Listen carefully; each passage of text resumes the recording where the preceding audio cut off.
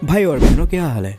Anime world में कुछ ऐसे वर्ड हैं जिनको सुनने के बाद आपको पता है आप धमाल होने वाला है। ऐसे ही दो वर्ड की आज मैं कंपैरिजन करूंगा। एक है डोमेन एक्सपेंशन और दूसरा है बांकाई।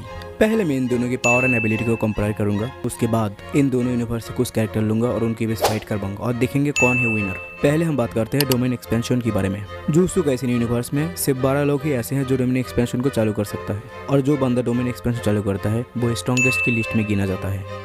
डोमेन एक्सपेंशन एक ऐसा एबिलिटी है जिसकी मदद से जुजुत्सु की सोच तरह से अपने पावर लेवल को पीक पे ले जाते हैं। यहाँ पे हमको दो तरह के डोमेन देखने को मिलता है। एक है वो वाला जिसका बैरियर है और दूसरी वो वाला जिसका डोमेन का कोई बैरियर नहीं है।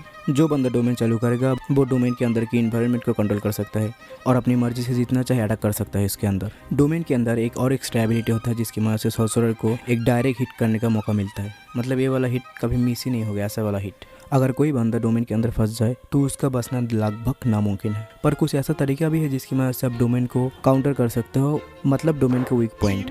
डोमेन के अंदर फंसने के बाद अगर आप उस डोमेन से बचना चाहते हैं तो आपको खुद का डोमेन चालू करना पड़ेगा और ओपोनेंट की डोमेन को ओवरपावर करना पड़ेगा, तब आप उसके डोमेन से बच सकते हैं। और दूसरा तरीका ये है, बैरियर वाला डोमेन के बाहर की हिस्सा आप आराम से तोड़ सकते हैं। वो डोमेन के अंदर जितना ज्यादा मजबूत है, डोमेन के बाहर वो बहुत ज्यादा कमजोर है, तो कोई भी बंदा आराम से उसके डोमेन को तोड़ के अंदर आ सकता है। ये तो गई डोमेन की बात है। अब हम बात करते हैं बांकाई। बांकाई एक ऐसी वर्ड है जो लोग बिलीज देखते हैं उन सबको पता है। जब बांकाई वर्ड सीरीज में इस्तेमाल होता है तब एनिमी का फट जाता है। बेसिकली बांकाई बिलीज का एक ट्रम्प कट के तरह यूज होता है। अगर देखा जाए तो बांकाई का कोई वीक पॉइंट नहीं है और बांकाई को काउंटर करने के लिए आपको बांकाई को ओवरपावर करना पड़ेगा। इसके अलावा और कोई वीकनेस नहीं है बांकाई की।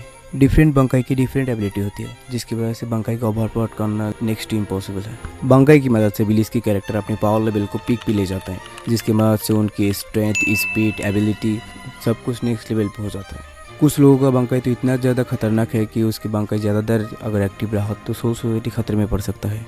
बांकाई की पावर स्केलिंग को आप एग्जाम्पल के लिए ऐसे शिनजुमारी की बांकाई को ले सकते हैं। शिनजुमारी की बांकाई को एक्टिवेट करने के लिए स्क्वाड जीरो के बाकी 3 मेंबर को सुसाइड करना पड़ा था, क्योंकि अगर उनके जिंदा रहते और शिनजुमारी अपनी बांकाई एक्टिवेट किया होता तो पूरे यूनिवर्स नष्ट हो सकता था। ये तो हो गई इन दोनों पावर की थोड़ी सी इंट्रोडक्शन। अब मैं करूँगा इनके वर्सेस बैटल और देखेंगे डोमेन एक्सपेंशन ज़्यादा ताकतवर है या फिर बांकाई। मैं इधर जुत्सु काइसेन से पास कैरेक्टर को लूँगा और बिलीज से पास कैरेक्टर को लूँगा।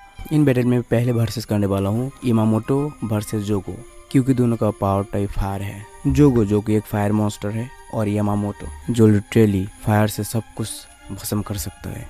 देखो यार, जोगो बहुत ताकतवर ओपोनेंट है। जोगो अपनी फुल पोटेंशियल में सुकुना की 9 फिंगर के बराबर है। उसका फायर स्टाइल इतना ज़्यादा ताकतवर है कि वो एक मीटियोर को भी भुला सकता है। और अगर हम जोगो का डोमेन का बात करें तो उसकी डोमेन के अंदर सिर्फ लावा और फायर ही फायर है। जो लोग उसकी डोमेन के अंदर फंस जाएगा, जोगो उन सबको बस फायर से ही अटैक कर सकता है और काफ़ी ज़्यादा भारी डैमेज भी पहुँचा सकता है। और अब बात करते हैं ओल्ड मैन यामामोटो की।